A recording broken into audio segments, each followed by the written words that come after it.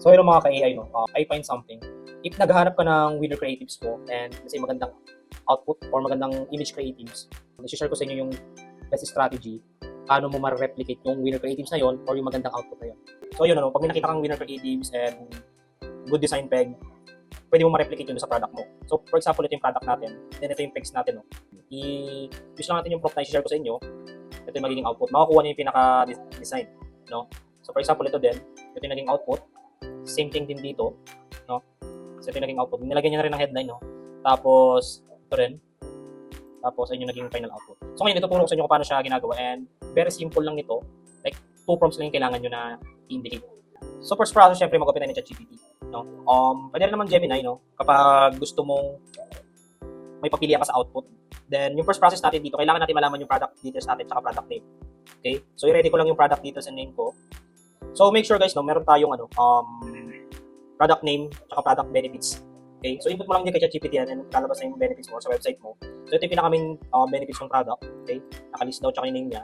So, after nun, proceed tayo sa pag-generate. So, para makapag-proceed tayo sa pag-generate, punta tayo dito sa another tab.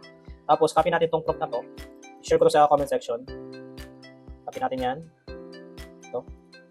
Copy natin itong mismong prompt. Balik tayo dito sa ChatGPT. Okay? Paste natin siya, no?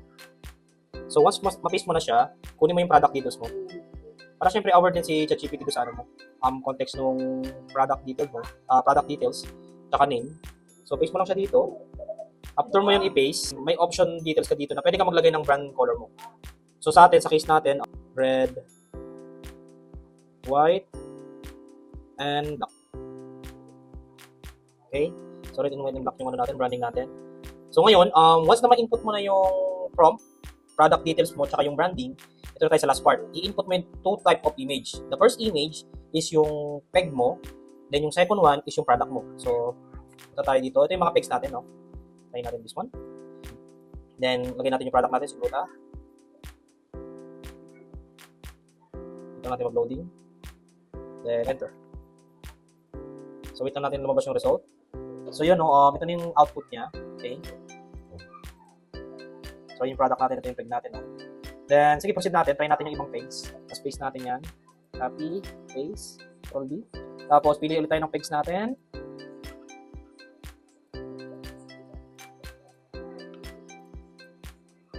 Ayan. So, ito natin. And, click enter. So, okay, tapos na siya, no? Ito yung naging final output niya. And, quick tip lang, guys, regarding sa pagkuha ng pegs. So, may 2 option kayo. Pwede kayong pumunta ng Pinterest. Okay? So, ito yung mga product na yun na kinuha ko. So, marami kang option dito for the creative. Search mo na creatives. Creatives. Depende kung ano yung product mo or service mo. Punta ka lang dito. Or punta ka sa FB Ads Library. Okay? Kasi doon sa FB Ads Library, andun yung mga winner creatives na pwede mong paggayahan. So, check mo na lang kung gaano, kung matagalan na ground yung ads na yon para at least ma-consider mo siya as a winner.